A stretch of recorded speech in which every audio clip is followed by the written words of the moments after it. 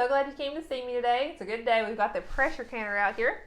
I found turkey breasts on sale at Walmart for $1 a pound. I bought 2 of them. So we're going to I'm going to show you how to cook, can, and make stock. And can the stock. So it should be a pretty productive day. Hopefully by the end of this video, you'll know how to get some more good, healthy food on your shelves. And if you like videos like this, give me a like and a subscribe, because I'm going to build up a canning playlist. Because I love to can. I guess it's one of my hobbies or passions or whatever you want to call it. But I'm excited about today. So I'll get y'all a better seat and we'll get started. Okay guys, we've got our 2 turkey breasts. One's about 10 pounds, the other's about 8. All we're going to do now is just place them in the pressure canner.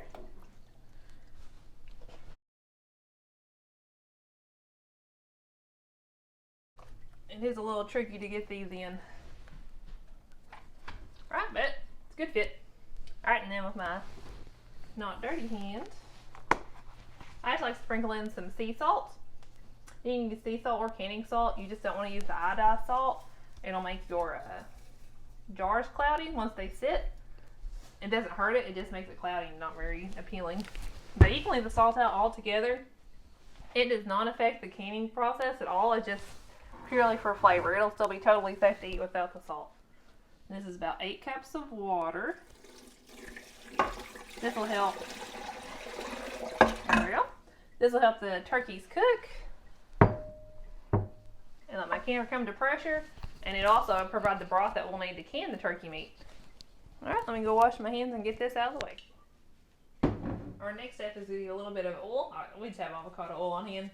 And then just right around this rim, take a paper towel with oil, kind of oil that up. Makes for a better, or an easier seal, I should say. Place our lid on.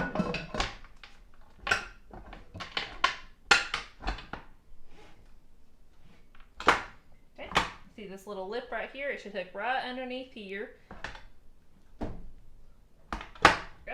And we want this arrow to line up with this little indentation as well.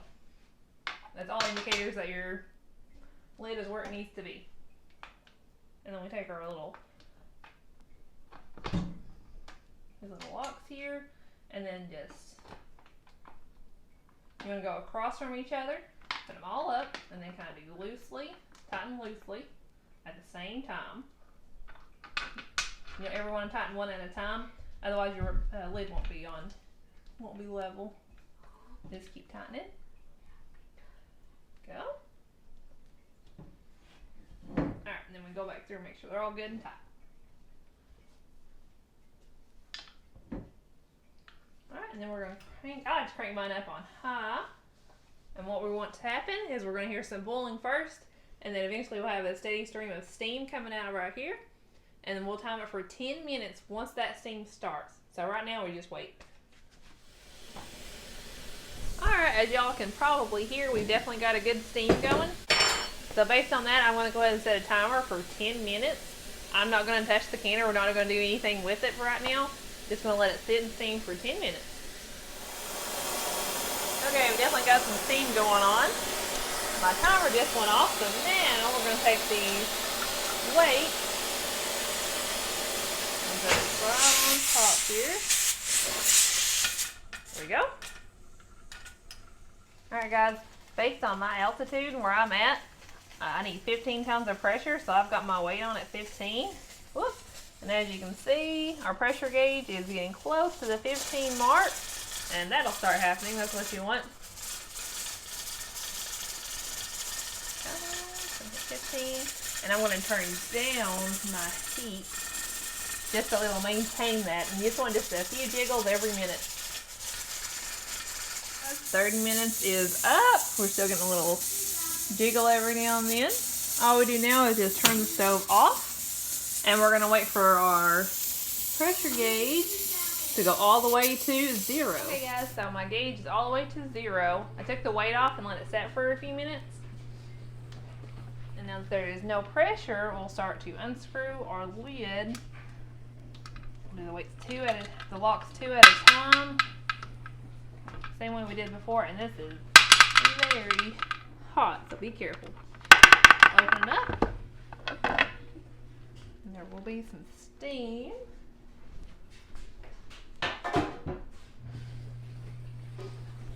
Alright, I'm bringing you guys closer so you can see the fruits of our labor here. I mean, what'd you expect? It's basically boiled turkey. It'll be good though, trust me. So for the sake of the video, I just went ahead and sped things up here, and I'll tell you what I'm doing. I've got the fully cooked turkey breast. All I'm doing right now is taking off all the skin and the fats and the bits I don't want to can. They just don't have a good texture and we don't find them enjoyable. All I do is usually just throw them to the dogs or the chickens. If you didn't know chickens like turkey, they do. They're carnivorous little creatures. At first I didn't really like the idea of giving poultry to poultry, but the protein's good for them and they do really enjoy it. I do draw the line at giving them leftover chicken though. I don't think it'll hurt them. I just don't like the thought of having cannibal chickens in my backyard. It is worth saying you don't even have to cook this turkey. You can raw pack it and it'll be fine. It'll cook in the pressure canner. You still use the same processing time. We just like the texture and the taste better of the pre-cooked turkey, and I feel like it's easier to get all the meat off the bone. And here I am. I'm filling wide mouth pint jars, which are my favorite jars for meat. It's a lot easier to get the meat in and out of the jars, and you can pack it in really tight.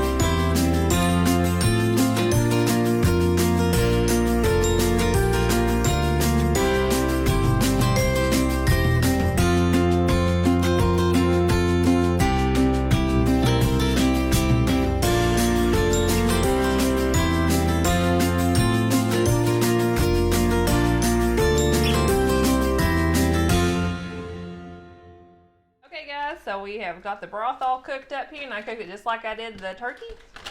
I cooked it for 30 minutes and did the natural release, and it looks pretty good. You can let it go as long as an hour. I'm just a little bit pressed for time. I've got all the jars set up and ready to go. So we'll get this broth strained and we'll get to canning.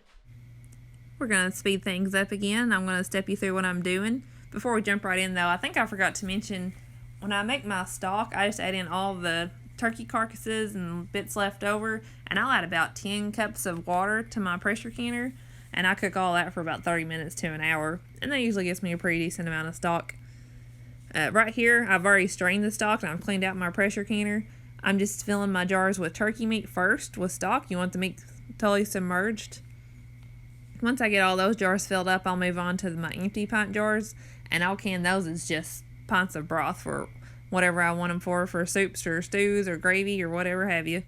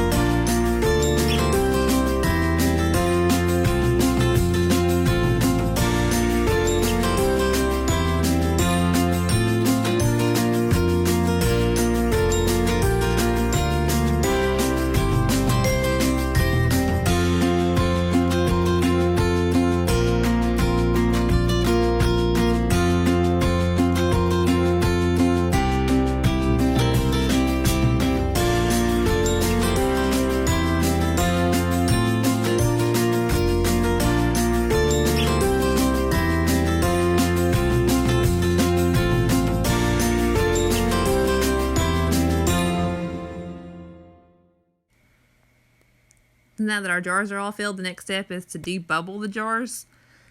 And all I have here, I call it the debubbler. I don't really know what the technical term for it is. This little doohickey, it came in my canning kit that I bought. Super handy to have. You go all the way around your jars, and it actually gets all the bubbles out so you'll get a good seal. I kind of do the jabbing motion when I have meat because it's kind of hard to get in all the nooks and crannies there. I know a lot of people use a butter knife, and I don't recommend that. You just risk weakening your jars or scratching your jars or nicking them, and you don't want weakened jars going into the canner. I'm just topping off a little bit of that jar right there. And you'll kind of see me jabbing down the meat. Yep, there I go. I kind of push it down. All I'm doing is maintaining my 1 inch of head space there. We're moving on to the next step, and that is just wiping off the rims of your jars. And all I do is I have a clean paper towel with water.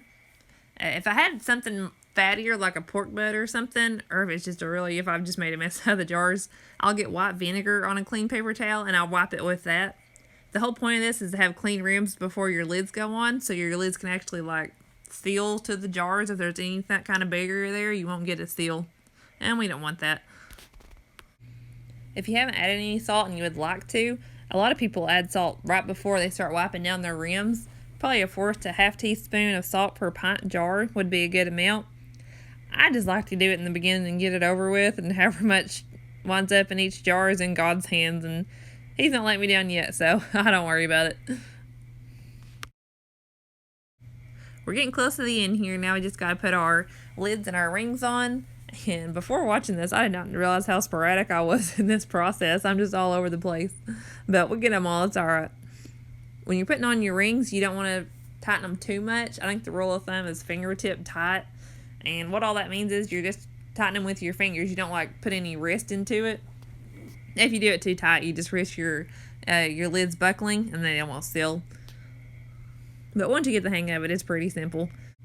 If you were wondering, you do not have to sterilize your jars when pressure canning. It's just not a necessary step, and I don't ever do it. I do wash them. I'll put my clean lids and rings in a little bowl next to my jars so they're all set and ready to go, and I know just where they are when I need them.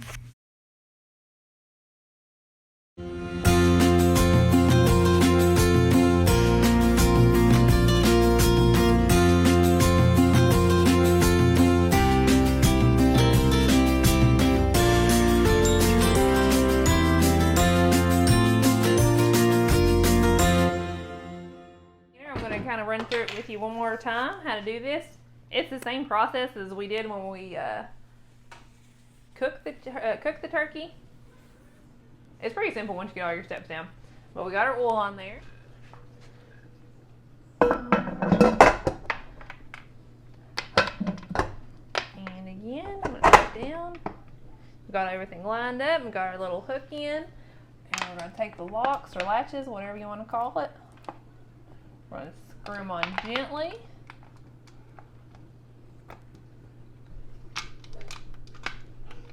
Always make sure you're doing them across from each other, 2 at a time. Then we're going to tighten them. There you go. Okay, and it looks good. Our little rivets here look pretty even. Now we're going to crank up the heat until we get that steady stream of steam. Okay, we've got our steady stream of steam. That's hard to say. But I'm going to start my 10-minute timer, and then I'll put my weight on, just like we did before. Okay, guys, so we've had our 10 minutes of steam. So I'm just going to put my weight on. Ooh, it's hot. And like I said before, for where I'm at, I need 15 pounds of pressure, so that's what I've got my weight on. We'll give it just a couple minutes, and it should come up to pressure and start jiggling. And once it starts jiggling, that's when I start my processing time. For meats, the processing time is 75 minutes for pints and 90 minutes for quarts, always, regardless of what kind of meat you're canning. And then we'll do our broth. After this, normally I would actually probably do them all together and just process for the meat time, but I had too much broth. I couldn't get it all in the canner. It's the only reason I'm doing 2 batches. Otherwise I would do it the lazy way and just can it all together. But the broth is 25 minutes for pints and 30 minutes for quarts, I believe. I'll correct myself if I'm wrong. I don't do broth as much as I do the meat. Okay, so as you can hear, I have hit 15 pounds of pressure. I'm gonna turn it down so it's not just going constantly. But I want to keep the heat to where it maintains that 15 pounds of pressure, and you'll hear that thing jiggling just every few minutes is what you're looking for. Now that it started jiggling, I'm going to start my processing time, and it is 75 minutes for meat in pints. If we're doing quarts, it's 90 minutes, and all that's in your manual as well. You can refer back to it. But I'm going to set up the timer, and we'll come back in 75 minutes. Alright, so my 75-minute timer is up. My pressure gauge is all the way to 0. Took my weight off, let it set for a few minutes. Now we're going to undo the lid. Now we got to do 2 at a time.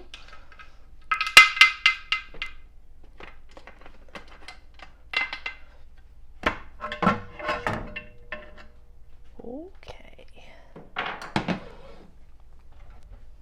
Right. We'll get out this little thingamajig. I'm going to lift our jars out one at a time. Oh yeah. Can you see the bubbling? Yeah, it's usually a good sign. When they come out bubbling like that, it's almost guaranteed that they're going to seal. At least in my experience.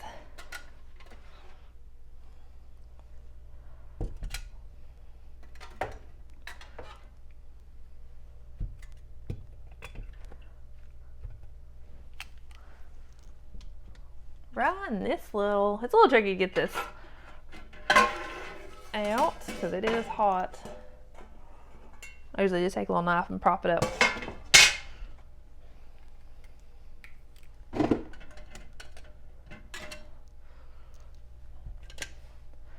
Alright guys, and it is getting late. I would definitely recommend starting this earlier in the day. It's not terribly hands-on, it's just waiting for the canner to do its thing. It takes a while. There we go. They're all looking good.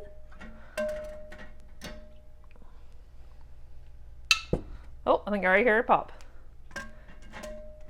Means we've already got one sealed.